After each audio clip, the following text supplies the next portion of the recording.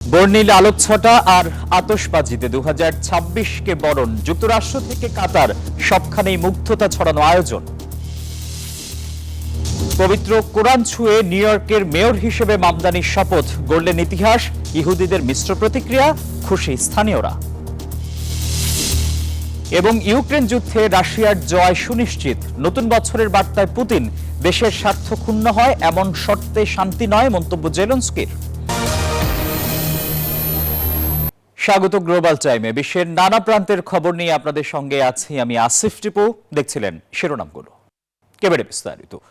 বর্ণিল আলোকছটা ও আতশবাজিতে নতুন বছর 2026কে বরণ করেছে বিশ্ব। নিউ ইয়র্কের টাইমস স্কোয়ারে রঙিন বল ড্রপের দৃশ্য নিউ ইয়ার সেলিব্রেশনের আনন্দকে চূড়ান্ত রূপ দিয়েছে। মুগ্ধতা ছড়িয়েছে যুক্তরাজ্য, ফ্রান্স, জার্মানি সহ বিভিন্ন দেশের চোখ ধাঁধানো বর্ষবরণের আয়োজন। কাতারের রাজসিক নিউ ইয়ার সেলিব্রেশনও নজর কাড়ে সবার।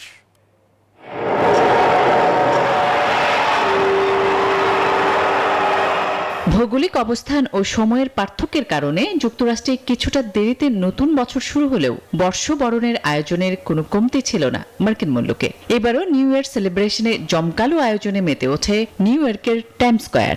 2026-এর প্রথম প্রহর উদযাপন করতে জড়ো হয় পর্যটক সহ লাখ লাখ মার্কিনী। 2026কে বরণের চোখ ধাঁধানো আয়োজন দেখা যায় যুক্তরাজ্য, ফ্রান্স, জার্মানি, স্কটল্যান্ড সহ ইউরোপের বেশ কয়েকটি দেশে। দেশগুলোর চোখ ধাঁধানো বর্ণিল আয়োজন মুগ্ধ করে সবাইকে।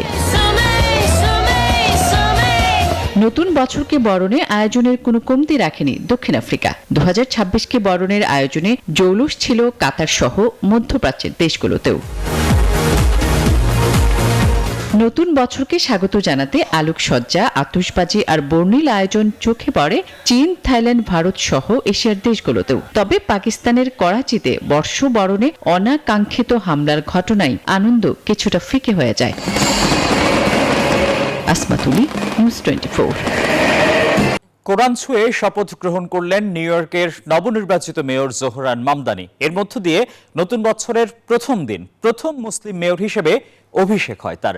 মামদানির শপথ গ্রহণের পর নিউ ইয়র্কের ইহুদি সম্প্রদায়ের মধ্যে মিশ্র প্রতিক্রিয়া দেখা গেলেও অভিষেককে স্বাগত জানিয়ে সন্তোষ প্রকাশ করেছেন স্থানীয় বাসিন্দারা। নিউ ইয়র্কে ইতিহাস করলেন জোহরান মামদানি। শহরটির প্রথম মুসলিম মেয়র হিসেবে কোরআন ছুঁয়ে শপথ গ্রহণ করেছেন তিনি। নতুন বছরের প্রথম দিন বৃহস্পতিবার স্থানীয় সময় মধ্যরাতের পর নিউ ইয়র্কের আড়ম্বরহীন এক অনুষ্ঠানে মেয়র হিসেবে অভিষেক হয় মামদানির। শুক্রবার জনসম্মুখে নিউ ইয়র্ক সিটি হলে আরেকটি শপথ গ্রহণ অনুষ্ঠানে যোগ দেবেন জোহরান মামদানি। সেখানেও কোরআন সঙ্গে রাখবেন বলে জানিয়েছে গণমাধ্যম। এদিকে শপথ গ্রহণের পর নিউ ইয়র্কের ইহুদি সম্প্রদায়ের মধ্যে এ নিয়ে মিশ্র প্রতিক্রিয়া দেখা দিয়েছে। অনেকে আবার শহর ছেড়ে যাওয়ার পরিকল্পনাও করছেন। ইহুদি সম্প্রদায়ের গতিশীল ও শক্তি ছাড়া নিউ ইয়র্ক শহর কল্পনাও করা যায় না। মামদানির নির্বাচনকে কেন্দ্র করে নিউ ইয়র্কের ইহুদি সম্প্রদায়ের মধ্যে উদ্বেগ বিরাজ করছে।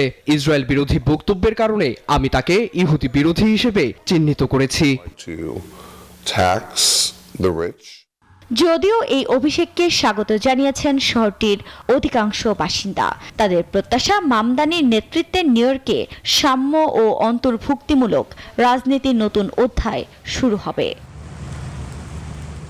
আফরিন মৌ, নিউজ 24।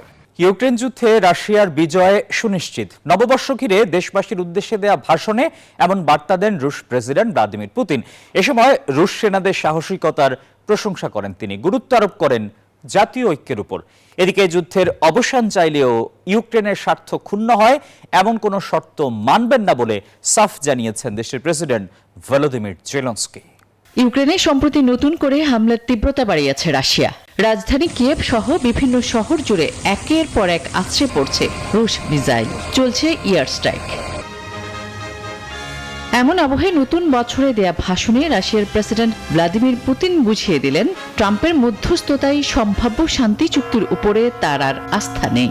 Пусть наши традиции, вера, নববর্ষের সন্ধ্যায় আমি বলতে চাই, রাশিয়ার কোটি কোটি মানুষ সেনাবাহিনীর সঙ্গে আছে, আপনাদের জন্য প্রার্থনা করছে। আমরা জিতবই, এই বিশ্বাস আমাদের রয়েছে। семья сильная и сплоченная.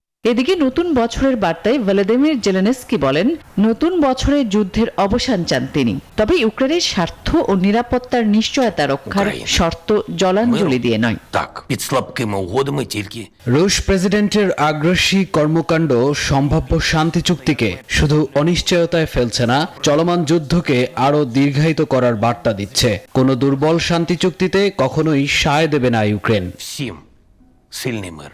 প্রায় 4 বছর ধরে ইউক্রেন রাশিয়ার মধ্যে যুদ্ধ চলছে। ইউরোপের দ্বিতীয় বিশ্বযুদ্ধের পর এটি সবচেয়ে ভয়াবহ সংঘাত হিসেবে বিবেচিত হচ্ছে। আসমাতুলি, নিউজ 24। গাজা উপত্যকায় ত্রাণ সরবরাহকারী 37টি দাতব্য সংস্থার উপর বিধিনিষেধ আরোপ করেছে ইসরায়েল, যা এরই মধ্যে কার্যকর হয়েছে। তীব্র শীত বৃষ্টির মধ্যে তেল আবিবের এমন পদক্ষেপ ফিলিস্তিনিদের দুর্দশা আরও বাড়াবে। এর তীব্র নিন্দা জানিয়েছে উপত্যকায় চিকিৎসা সরঞ্জাম সরবরাহ করা মানবিক সংস্থা ডক্টরস উইদাউট বর্ডার্স MSF। মানবিক সংকট আরও তীব্র হওয়ার আগে জাতিসংঘের পাশাপাশি ডেনমার্ক, ফিনল্যান্ড সহ 10টি দেশ তেল আবিবকে এই নিষেধাজ্ঞা তুলে নেয়ার আহ্বান জানিয়েছে।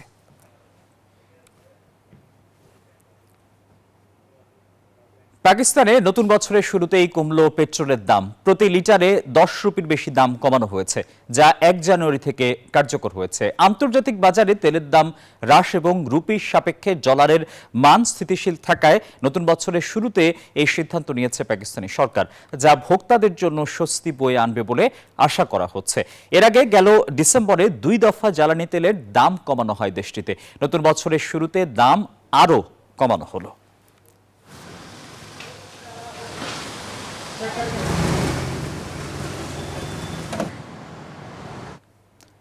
সুইজারল্যান্ডের আল্পস পর্বতমালার বিলাসবহুল স্কি রিসোর্ট শহর ক্রান্স মন্টানায় একটি পানশালায় ভয়াবহ বিস্ফোরণের ঘটনা ঘটেছে। এতে বেশ কয়েকজন নিহত এবং অনেকে আহত হয়েছেন বলে জানিয়েছে দেশটির পুলিশ। ইংরেজি নববর্ষ উদযাপন চলাকালে স্থানীয় সময় রাত 1:30টার দিকে লে কনস্টেলেশন নামক একটি আগুনের সূত্রপাত হয়। প্রাথমিকভাবে সংবাদ মাধ্যমের বিস্ফোরণের খবর এলেও পুলিশ জানিয়েছে আগুনের প্রকৃত কারণ এখনো জানা যায়নি, কারণ জানতে চলছে তদন্ত।